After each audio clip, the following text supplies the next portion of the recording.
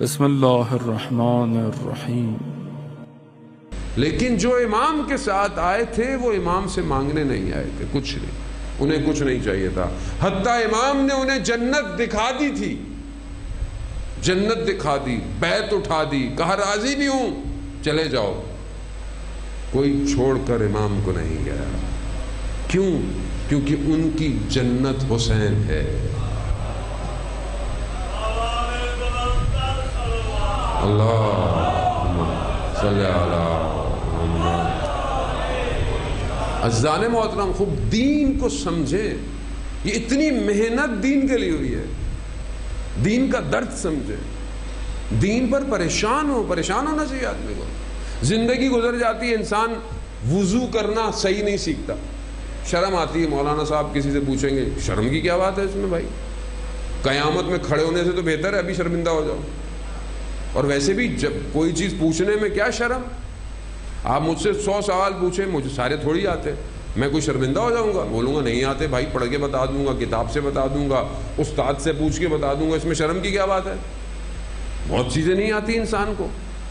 انسان کو درد ہونا چاہیے کہ میں نماز پڑھتا ہوں، میرا وضو صحیح ہے، ایک دفعہ پوچھ ہی لیتا ہوں، یہ جو میں قرأت کرتا ہوں یہ قرأت صحیح ہے، قرآن جو پڑھتا ہوں، نماز میں سورتیں پڑھتا ہوں، یہ صحیح پڑھتا ہوں، میں احکام مجھے آتے نہیں آتے، غسل کرتا ہوں صحیح کرتا ہوں، اس میں کیا پریشانی ہے؟ اس میں کیا پریشانی؟ اگر درد ہو دین کا تو انسان ان چیزوں کو رکھتا، درد ہی نہیں ہے دین کا۔ اذان محترم، جس نے روز عاشورہ ان تیروں کے سایوں میں نماز کو قائم رکھا اور ان کے چاہنے والوں کو نماز کی فکر نہ ہو، نماز کسی پر احسان تھوڑی ہے، آپ پڑھیں گے کہ مجھے بھی ثواب ملے گا، نہیں، مجھے کیا ثواب ملے گا، آپ کو ملنا ہے۔ اور کیا اللہ کو آپ کی نماز کی ضرورت ہے؟ اللہ کو تو کوئی نہ بھی مانے تو بھی رب ہے، کوئی جب نہیں تھا تو بھی تھا، کوئی نہیں رہے گا تو بھی رہے گا وہ۔ کیوں؟ کیونکہ زمانے کو اس نے بنایا ہے، مکان سب کچھ اس نے بنایا، یہ اس کا ارادہ ہے، اور اس کے ارادے میں اسے کوئی رکاوٹ نہیں ہے، جب وہ ارادہ کرتا ہے کوئی رکاوٹ نہیں ہے۔ قرآن میں کہتا ہے کن فیکن، ہو جا، سب ہو گیا، اور سب ہو چکا ہے۔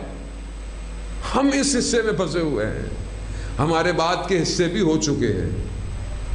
جن کو نظر آ گیا انہوں نے بدن کے ٹکڑے کرا لیے، جن کو نظر آ گیا، حر علیہ السلام ہو گئے، حر کو نظر آ گیا، ادھر پیسے ملیں گے، عزت ظاہری ملے گی، ادھر پوسٹیں ملیں گی، مگر ادھر جاؤں گا تو سب کچھ ملے گا۔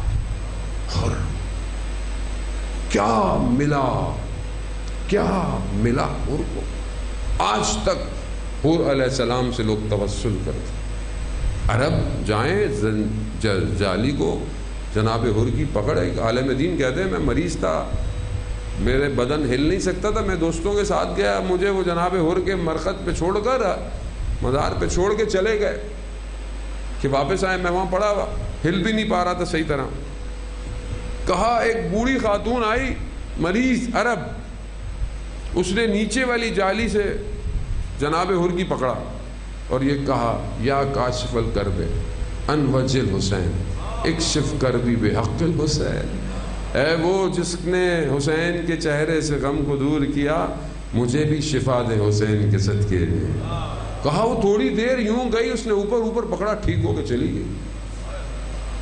حر کہا میں نے بھی اپنے آپ کو گھسیٹا اور میں نے بھی نیچے سے پکڑنا شروع کیا، ایک ایک جالی اوپر جاتا گیا، میرے بدن میں طاقت آتی گئی۔ یا کاشف الکرب عن وجہ الحسین اکشف کربی، ایسا ہے۔ یعنی جو امام کے ساتھ شامل ہو جاتا ہے وہ قیامت تک امام کے کاروان میں لوگوں کو لے کر چلنا شروع کر دیتا۔ امام کو سمجھے، امام بہت بڑے مقصد کے لیے کرے، امام چھوٹے سے کام کے لیے کربلا نہیں آئے۔ درد ہونا جوان بہت ضروری ہے، وقت کا امام بھی اسی کے پاس آئے گا جس کو درد ہوگا، درد، جو امام کو یاد کرتا ہوگا، تنہائی میں، خلوت میں، اکیلے میں، دوستوں میں بیٹھے. کوئی جوان جب عاشق ہو جاتا ہے تو کیسے پتہ چلتا ہے؟ حلیے سے.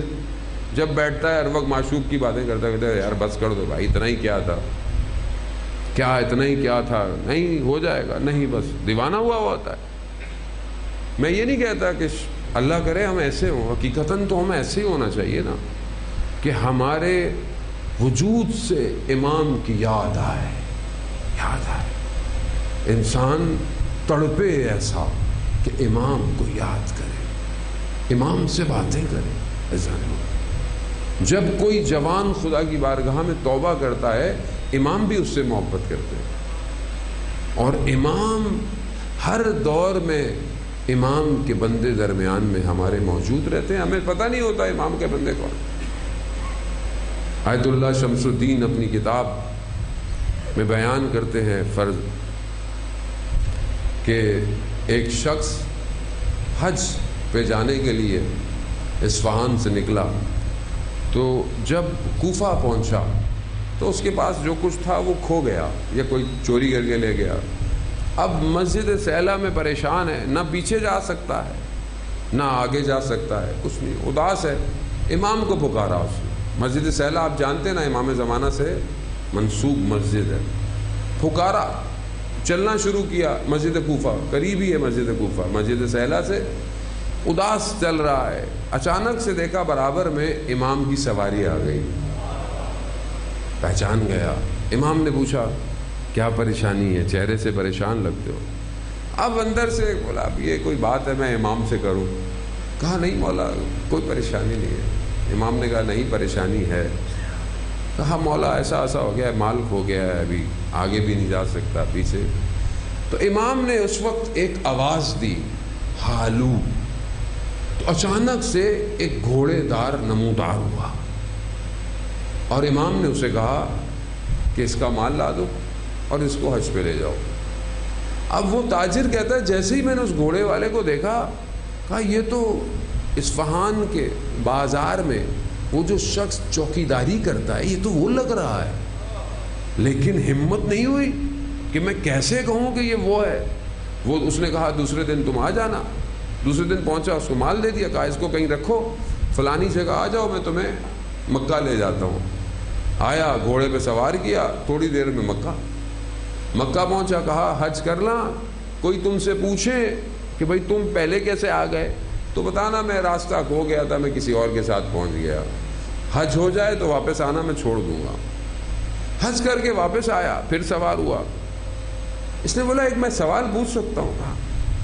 کہا تمہاری شکل جو ہے وہ ہمارے اصفہان میں جو ایک کام کرتا ہے، چوکیداری کرتا ہے. کہا میں وہی ہوں. کہا وہ ایک عام آدمی؟ کہا میں وہی ہوں. پھر یہ جب مگر اس نے کہا دیکھو جیسے پہلے ملتے تھے نا، ابھی بھی ویسے ہی ملنا، لوگوں کو نہیں بتانا میں کون ہوں. تھوڑے دن بعد جب یہ لوگ ملنے آئے تو وہ بھی آیا. یہ کھڑا ہونے لگا، اس نے اشارہ کیا کھڑا نہیں ہو، بیٹھے رہو بیٹھے رہو. جب سب چلے گئے تو اس نے کہا دیکھو میں چند دن بعد مر جاؤں گا، کچھ لوگ تمہارے پاس آئیں گے، یہ میرے پیسے ہیں، مجھے انہی سے غسل کفن دے دینا. یعنی جو امام کے ساتھ ہوتا ہے اجزانے وہ تو ضروری نہیں ہے کہ وہ کوئی بڑا آدمی ہو، وہ کوئی بھی ہو سکتا ہے. اور وہ امام کی ڈیوٹی کر رہا ہوتا ہے، ہمیں نہیں پتہ ہوتا ہے. اور ایسے لوگ موجود ہیں، حدیث و روایات میں ہیں، ایسے لوگ رجال الغیب ہوتے ہیں. ہم بھی ان لوگوں میں شامل ہو سکتے ہیں. بس میں نے یہاں لانا تھا کہ ہم بھی ان لوگوں میں شامل. کیسے شامل ہوں؟ جب ہماری زندگی کا خوشیاں اور غم صرف امام ہو جائے. امام ہو جائے. اللہم صلی علی محمد. جب ہماری زندگی صرف امام، صبح امام یا صاحب الزمان، زندگی میں پھنسے یا صاحب الزمان، سوتے وقت مولا غلطی ہو گئی، آج کوتاہی کر بیٹھا ہوں، नाराज मत होइएगा, आपका चाहने वाला बस। सदका निकालूं, सबसे पहले मेरी ज़बान से निकले सलामती है इमाम ज़माना, पहले इमाम की सलामती। जैसे माशाअल्लाह आपने मजलिस से पहले सलामती इमाम ज़माना की दुआ पढ़ी, कितनी अच्छी बात है। बहुत थोड़े इमाम बारगाह में होता है कि आपने पहले इमाम की सलामती पढ़ी फिर इमाम हुसैन की मजलिस को शुरू किया। खूब, ये इमाम का करम होता है। और इमाम को कोई याद नहीं कर सकता जब तक इमाम खुद ना चाहे। इमाम ही सब कुछ होता है। बस मैं इससे ज़्यादा ज़हमत नहीं दूंगा।